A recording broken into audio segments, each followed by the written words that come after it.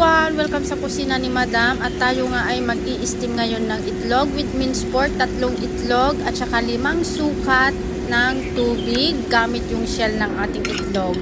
Ngayon naman batihin lang natin itong itlog hanggang sa maging soft yung ating itlog. Wala kaming mga strainer kaya ito mano-mano kung tinatanggal yung bubbles ng ating itlog. At ready na nga yung ating pag-i-steaman. Kumulo na yung tubig at ilagay na natin dito yung itlog at i-steam natin ito ng 6 minutes. Bali i-low fire lang natin. Habang ini-steam yung itlog, tayo magisa ng bawang, yung carrots at saka yung ating minced pork. Bali lutuin lang ito hanggang sa maging golden brown.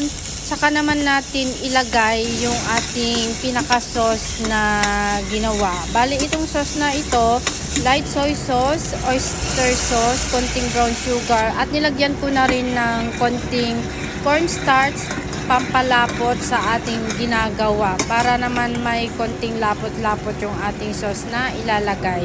At kapag okay na, hanguin na natin itong in-steam natin na itlog. O, tignan nyo, may konting bubbles pa rin kasi wala kaming foil, wala akong foil na ginamit. And then, ibuhos lang natin ito sa ibabaw ng na-steam na itlog. Pwede naman na plain lang na steam na itlog kapag ayaw ng mga alaga nyo na lagyan ng kahit anong topping sa ibabaw. So, ganito yung itsura niya, para lang siyang jelly na parang mahablang ka. So, ganito siya kalambot. O, diba?